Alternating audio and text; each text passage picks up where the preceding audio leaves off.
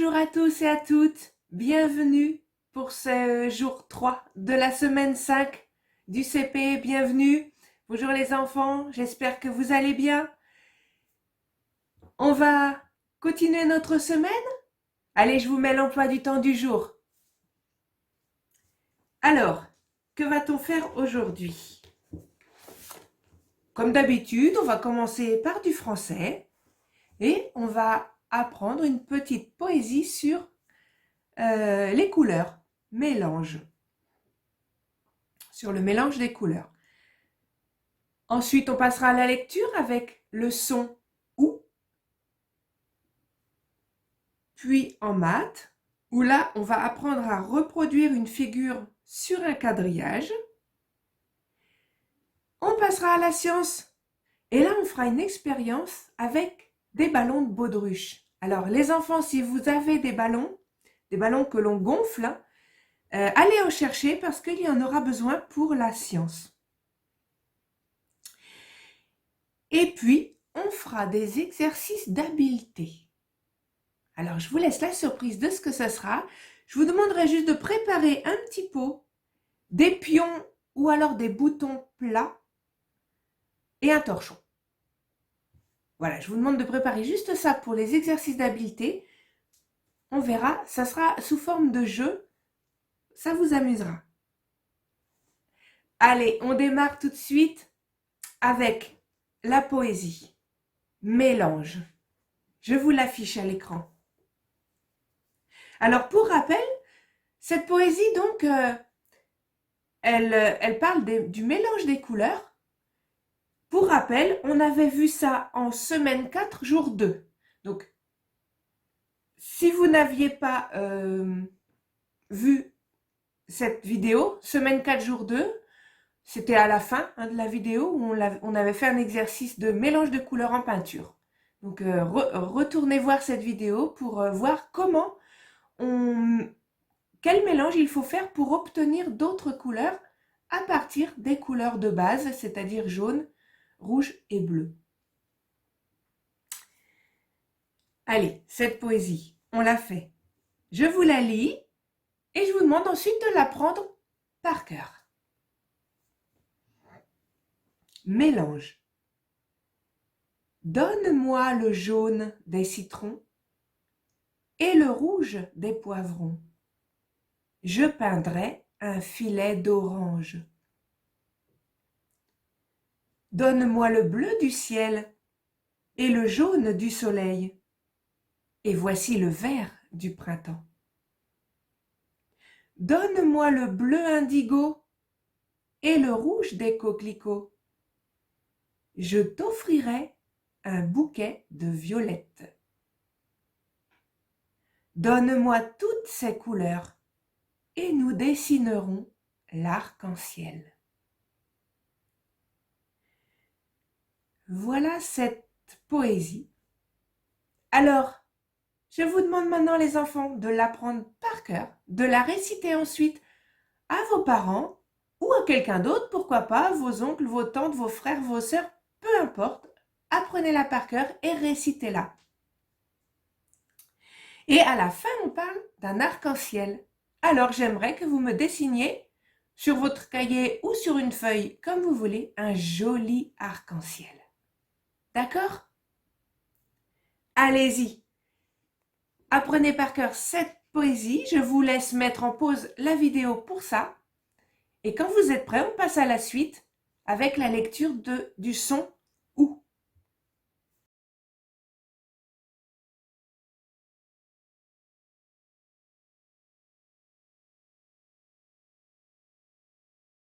Alors, ça y est, vous avez appris votre poésie sur les couleurs, le mélange des couleurs?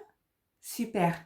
Super si elle n'est pas compliquée à apprendre, surtout si vous vous rappelez comment on fait le mélange des couleurs. On parle du jaune au début, du jaune et du rouge qui nous donnent des oranges.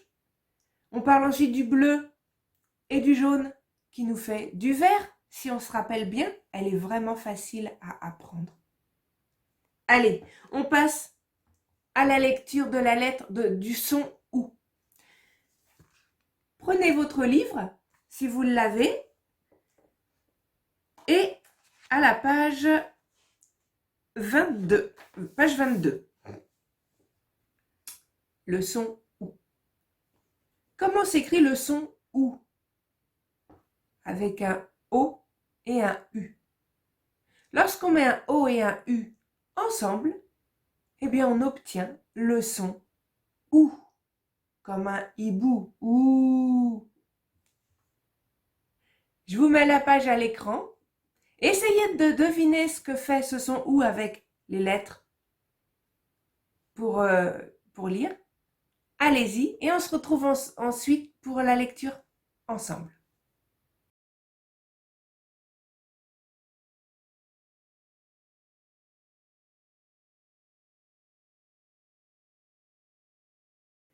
Alors, nous voilà avec notre lettre OU.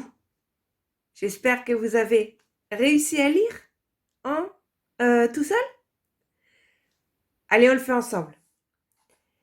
On va rajouter donc OU. Donc un O et un U. On répète, ça fait OU.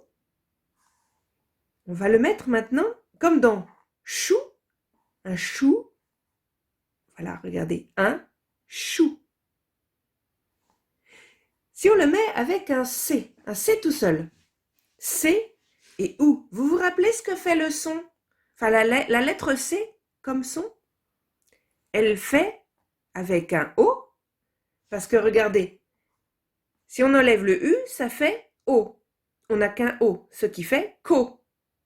On ne va pas enlever notre son que, on va le garder. Avec le OU, ça va faire cou. Alors maintenant, on a un S. Alors le S fera toujours S.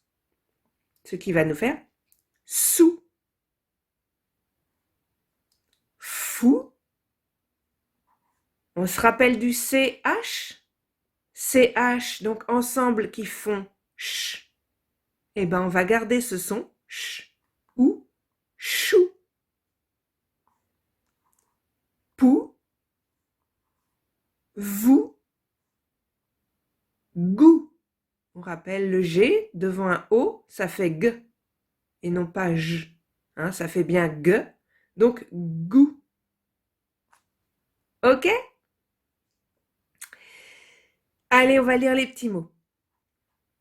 La, sou, pi, est, re. Si on attache tout ça, ça va nous faire soupière. Une soupière. C'est-à-dire une marmite pour mettre la soupe. La bouche. La bouche. Le coude. Le coude. Le bijou. Bijou. La soucoupe. Soucoupe. La chaloupe. Chaloupe. La couture. La couture. La douve. La douve. Une douve, c'est le fossé que l'on trouve autour des châteaux. Hein? Un filou. Un filou. Un moule. Un moule. Une route. Une route. Un joujou. Un joujou. Un sou. La cuve coule. La cuve coule. Une autre petite phrase. La poule couve. La poule couve. La boule roule. La boule roule.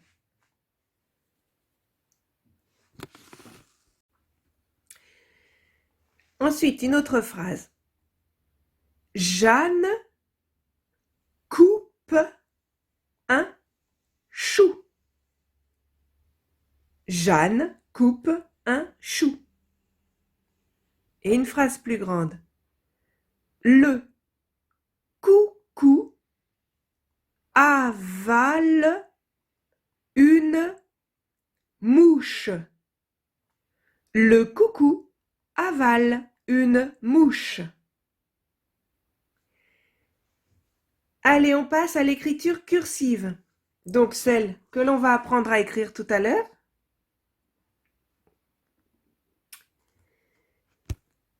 La poule. La poule. Alors attention, là les mots sont attachés, sont bien attachés comme il faut. À vous de les découper dans votre tête. Une douve. Une boule. Un coucou. Coucou. Une phrase. Eliane, Eliane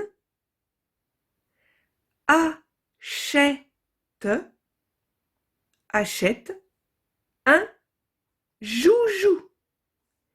Eliane achète un joujou. Je débouche la carafe. Je débouche la carafe. Et une dernière phrase. Ma mère coupera un chou, fera de la soupe. Ma mère coupera un chou, fera de la soupe. Voilà pour la lecture du son OU. Allez, on va maintenant l'écrire. Donc, je vais vous demander de prendre votre ardoise.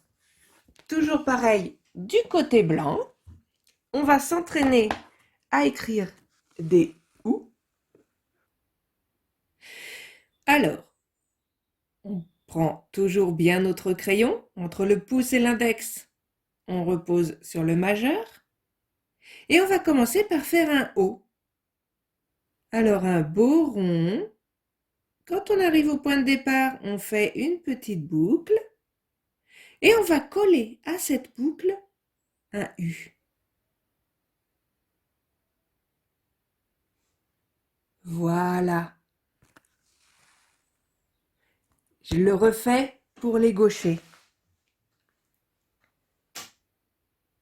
Alors, on y va pour faire un rond avec une boucle à laquelle on colle un U.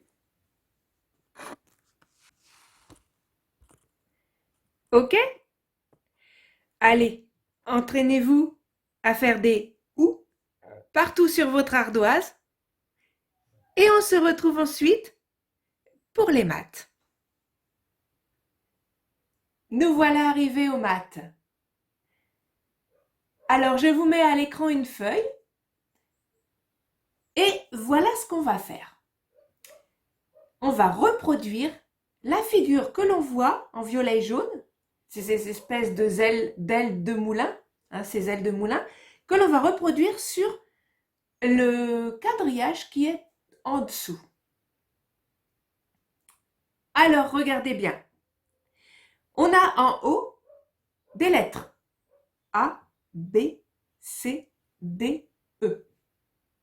Ces lettres correspondent aux lignes verticales du quadrillage. Donc les lignes verticales, celles qui vont de haut en bas. D'accord? Verticales. Et on a, sur le côté gauche, 1, 2, 3, 4 et 5. Ces numéros correspondent, eux, aux lignes horizontales, donc celles qui vont de gauche à droite, donc les lignes horizontales. On retient bien ça parce qu'on va s'en servir pour reproduire notre figure en dessous. D'accord? Alors, je vais vous laisser mettre la vidéo en pause. Les enfants, vous allez déjà, si vous avez mon livret, vous allez pouvoir le faire dessus. Alors je répète, hein, pour ceux qui n'ont pas mon livret, vous pouvez tout à fait me le demander au format PDF par l'intermédiaire de l'adresse mail qui s'affiche en dessous. Il n'y a pas de souci, je le mets à disposition totalement gratuitement. Il suffit juste que vous me le demandiez par mail et je vous l'envoie en PDF. Donc si vous avez mon livret, vous pouvez directement le faire dessus. Sinon, bien reproduisez tout simplement ce carré. Alors demandez peut-être à papa et maman de vous aider pour reproduire un joli carré quadrillé. Servez-vous des carreaux du cahier, ça sera bien plus facile. D'accord? Et essayez de reproduire la figure, les ailes de moulin en violet et orange et jaune. D'accord? On le fait ensemble ensuite.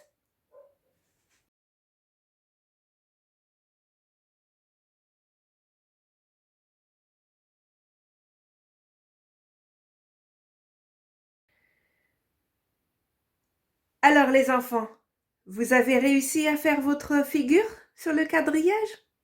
Est-ce qu'elle est jolie? Je vais la faire avec vous pour voir si vous avez bien fait comme ça. Sinon, vous pouvez recommencer ensuite et comparer entre ce que vous avez fait tout seul et ce que vous avez fait avec moi. Est-ce que vous avez vraiment bien réussi? Alors dans ce cas, félicitations. Ou est-ce que c'est pas très joli, donc c'était à refaire? D'accord? Allez, alors, il fallait bien sûr un crayon de bois bien taillé et une règle, tout simplement. Donc, si on regarde bien notre modèle, on s'aperçoit que les lignes bleues de nos ailes de moulin sont...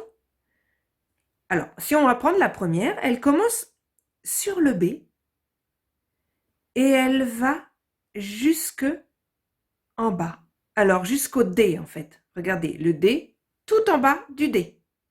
Donc, elle commence en haut du B et elle va jusqu'en bas du D. Alors, à nous.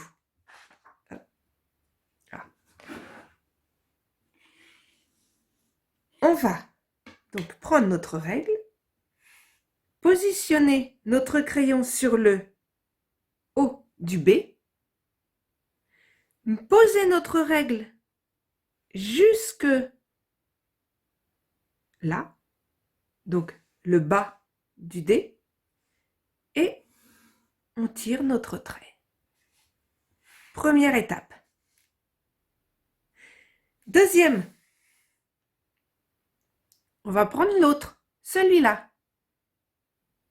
On va aller en haut du D et lui, il descend jusqu'en bas du B.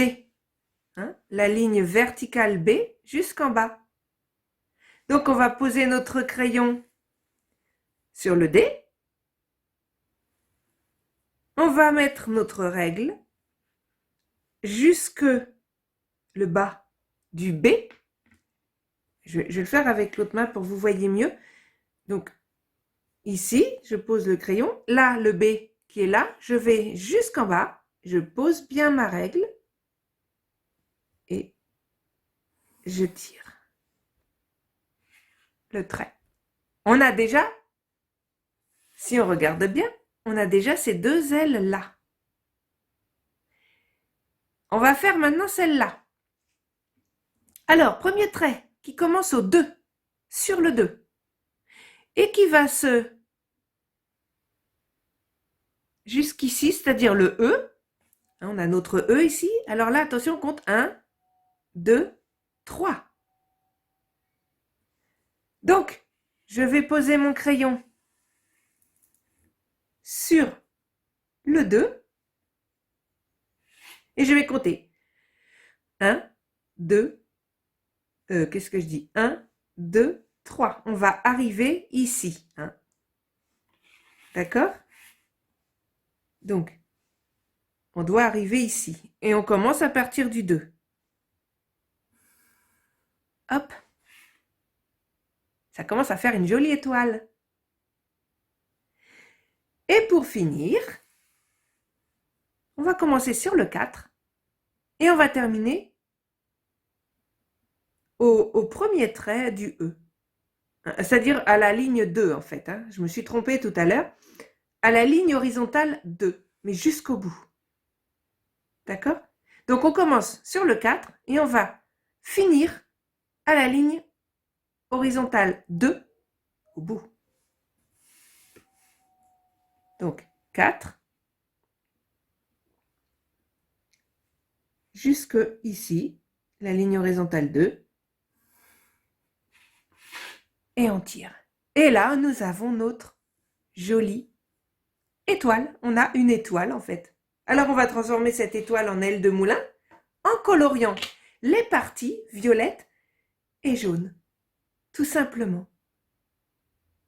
Donc ce qu'on va colorier en violet, c'est ce triangle-là, B, D, jusqu'au centre, violet. Celui qui est en dessous. Et ces deux-là, celui-là et celui-là, on va les colorier en violet. Ou une autre couleur si vous préférez une autre couleur. Alors ça, c'est comme vous voulez, il n'y a pas de souci. Si vous voulez les faire rouge ou bleu ou vert, pas de problème. Hein. Du moment qu'ensuite on a cette figure.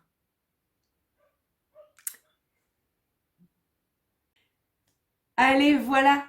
Est-ce que ce coup-ci, vous avez mieux réussi votre vos ailes de moulin sur le quadrillage? Si c'est mieux réussi, alors tant mieux. Essayez de retenir comment on fait. On compte avec les chiffres, avec les lettres. On regarde bien les lignes horizontales et verticales pour se repérer dans le quadrillage. Demain, donc semaine 4, semaine 5, jour 4, je répète, semaine 5, jour 4, donc demain, on continuera cette activité avec un autre modèle, un petit peu plus difficile. Il faudra bien compter ce coup-ci. D'accord? Allez, je vous retrouve maintenant pour la science. Alors, je vous avais dit tout à l'heure dans l'emploi du temps qu'on aurait besoin d'un ballon. Un ballon de baudruche. Alors, j'ai pris le mien, un ballon de baudruche, parce qu'on va continuer tout simplement notre chapitre sur l'air. Alors aujourd'hui, on va juste s'amuser avec ce ballon, faire quelques petites expériences. On va commencer par gonfler ce ballon. Allez, on y va. Alors, on attrape bien de l'air dans nos poumons et on va le souffler dans le ballon.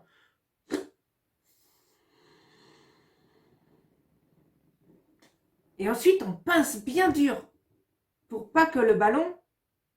Et oui, tiens, qu'est-ce qui va faire le ballon si on lâche? On essaye? J'ai gonflé mon ballon. Je le pince bien dur. Qu'est-ce qui va se passer si je le lâche? Je lâche. Il a totalement disparu, mon ballon. Il s'est envolé dans les airs, mais alors n'importe où. Et oui, pourquoi? Parce que j'avais mis dans le ballon, en soufflant, j'ai mis de l'air dedans. Quand j'ai lâché, l'air s'est échappé du ballon avec une telle force que ça a fait partir le ballon. Allez, on fait une autre expérience. On reprend notre ballon et je vais vous demander donc d'aller maintenant chercher un fil quand même assez grand, hein, un grand fil, un tube de stylo. Si vous n'avez pas de tube de stylo, alors il faut enlever la mine et puis le petit bout en haut. Vous prenez le tube simplement vide, ou alors une paille, si vous avez une paille. Il faut aussi du scotch. C'est tout. Allez, mettez en pause la vidéo le temps d'aller chercher tout ça. Et dès que vous êtes prêts, on y va. Donc, on prend notre tube de stylo et on va passer le fil à l'intérieur. Oups. Allez-y, passez le fil à l'intérieur du tube du stylo. Si il veut bien, ça serait bien. Voilà. On a donc notre tube qui doit normalement bouger. Faut qu'il bouge, hein. Faut qu'il puisse. Faites ça. Est-ce que votre tube descend? S'il descend, c'est bon. S'il reste coincé, ça ne marchera pas. Donc prenez autre chose. Ensuite, on va accrocher un bout du fil à quelque chose. Alors bien solide, parce qu'il faudra tirer dessus. Vous allez bien l'accrocher sur une poignée de porte ou autre chose. Allez, moi je vais l'accrocher là. Alors, on l'accroche bien solide, hein, on fait un nœud. Voilà. Et ensuite, on va bien tirer dessus. Bien tirer. Alors, ensuite, on va prendre un bout de scotch que l'on va coller sur le tube. Alors, on colle notre scotch sur le tube et on va en laisser un bon bout. Ça sera pour coller notre ballon. D'accord? Maintenant, on va gonfler notre ballon.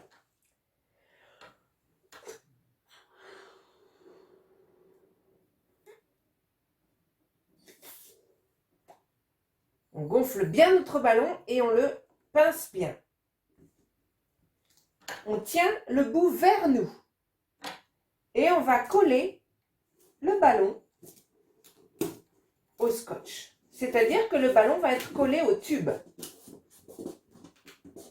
D'accord? Bien comme il faut qu'il tienne bien. Ensuite, on va bien tirer notre fil. On peut même le descendre pour que ça monte. Et on va voir ce que le ballon va faire. On sait que normalement, quand on fait descendre quelque chose, ça descend tout seul. Mais ça ne monte pas tout seul. Et regardez, le ballon gonflé, si je lâche maintenant, alors je tends bien mon fil, je vais lâcher d'un seul coup le ballon. Et il est monté. Vous vous rendez compte? Hop, et il s'est détaché. En tout cas, il est monté. Voilà l'expérience. Alors, hop. Avec ce ballon, qu'est-ce qui se passe? Eh bien, comme tout à l'heure, quand on a lâché le ballon, l'air s'est échappé d'un seul coup et il a fait traîner le tube sur le fil. Il l'a fait avancer à toute vitesse en plus, hein, alors que pourtant, il était dans une montée. Faites l'expérience. Essayez même de le faire le plus penché possible pour qu'il monte. Et vous verrez, ça marche. Ça marche bien. Alors, le tout, c'est de bien pincer. Hein, quand vous avez gonflé le ballon, bien le pincer pour pas que l'air s'échappe tout doucement. Sinon, ça ne servira à rien. Il faut qu'il soit bien gonflé. Alors, on dit que l'air que l'on a mis dans le ballon, il est sous pression. Et ouais, il est sous pression. Quand on lâche le ballon, en fait, quand on permet à l'air de s'échapper rapidement, et du coup, ça fait avancer le ballon. Ça s'appelle le principe de réaction. D'accord? On retient ce mot? Le principe de réaction. Le fait que quand on lâche quelque chose qui a de l'air dedans, pouf, ça s'échappe.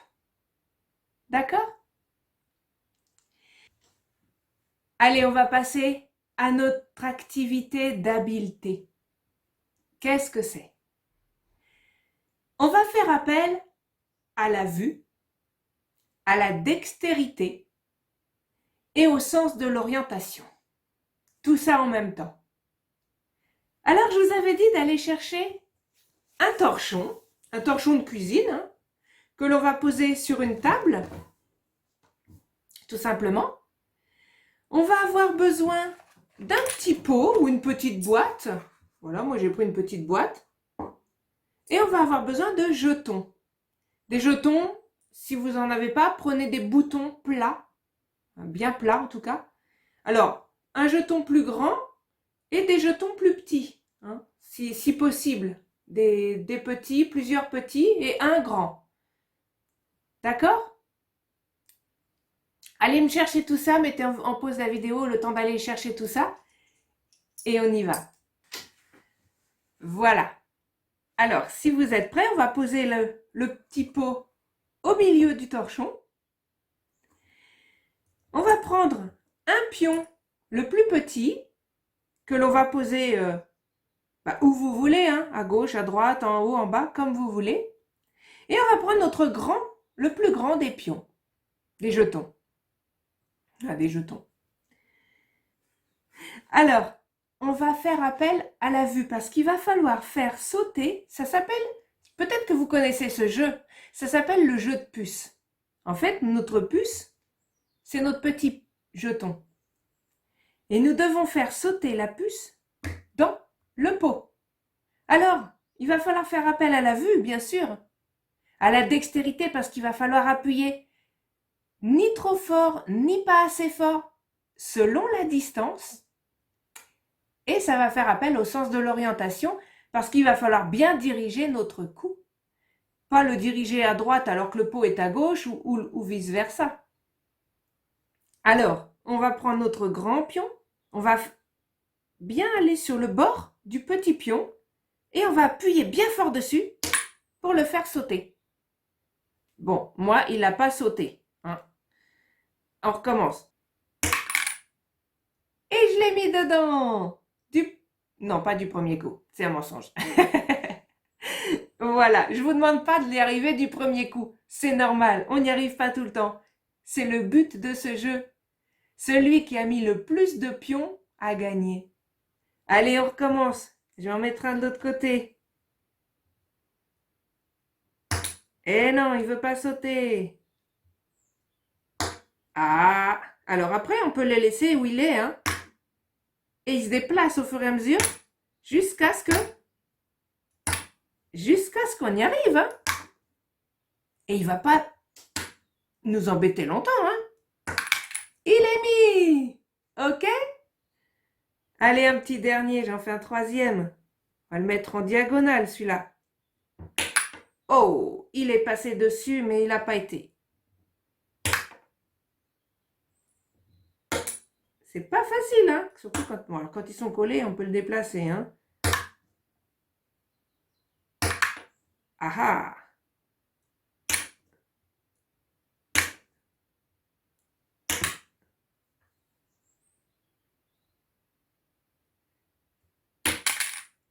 Yes!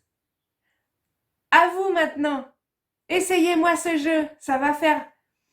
Vous allez bien vous amuser et en même temps, vous allez apprendre à gérer votre force, à gérer votre vue et la direction à apprendre, votre dextérité. D'accord? Allez, c'est sur ce jeu que je vais vous quitter. Amusez-vous bien les enfants pour finir la journée. Je vous retrouve demain pour le jour 4 de la semaine 5. On fera d'autres activités. Et je vous dis bon après-midi, bonne journée. Bye!